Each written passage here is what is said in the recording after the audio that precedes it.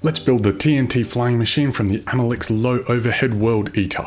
Sometimes on a laggy server, the flying machines can self-destruct. It's handy to know how to rebuild the grid and get back up and running quickly. This is the best order of building these flying machines that I've found. We'll trigger them when we're ready. The first step, so we're going to just put down a line along here, and this is where we're going to build them. You can tell from the height of the grid, because when these flying machines go, they push down the grid. So you can tell that this is the last one that we need to build. So we'll go from here and we'll just go one beyond there.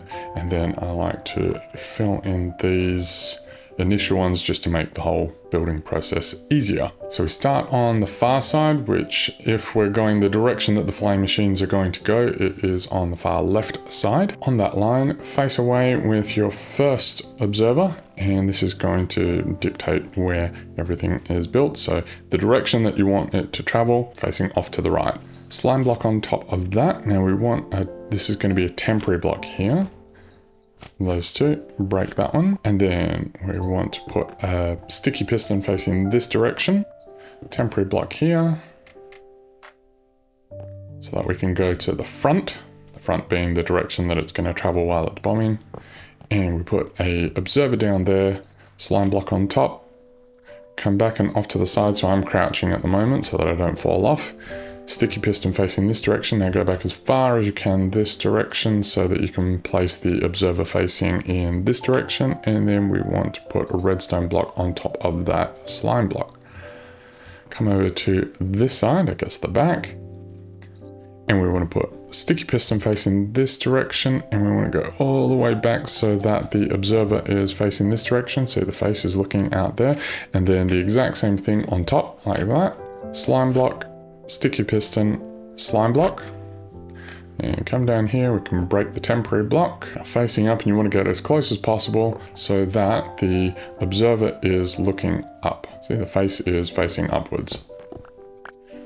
And then next to that observer diagonally, I guess, so sticky piston there, and then looking at this block, we put a dispenser. And then we're going to crouch and jump to make sure that it's going to land on top. Crouch, jump, and place the hopper on top like that. End stone underneath that sticky piston. And that's that one done. Now, before you forget, make sure you come over here, break that, and break that. And then we can put our TNT in the dispenser and hopper. Then we break these temporary ones, leave the last one there, and we're going to build the next one here. As you're going through, make sure that you break any temporary blocks that you have placed like that. Just saves you coming back later and fixing it. Now when you're done, make sure that you fix the grid. So if you didn't know, the pattern is slab, solid block. I like to use a solid light block, then two slabs, then a gap. And then it just repeats all the way through. And then it's offset on either like alternating ones. So you can see it dispenses the TNT, follows along the slabs, and then falls and bursts in the air. That is how it's intended to work. That's why we have this grid. To trigger this, we're going to need some building blocks, and we're also going to need some torches. So I like to go up a couple, and we just kind of bridge out along here.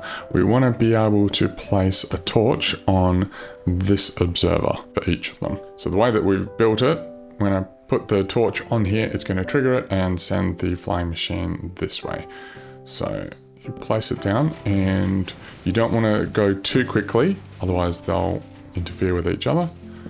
Put that one down there. I'll wait until it has passed. Then we can tear all this down. So that is how to build these TNT flying machines for the Amelix low overhead world eater. I hope you found this useful, and I'll see you in the next one.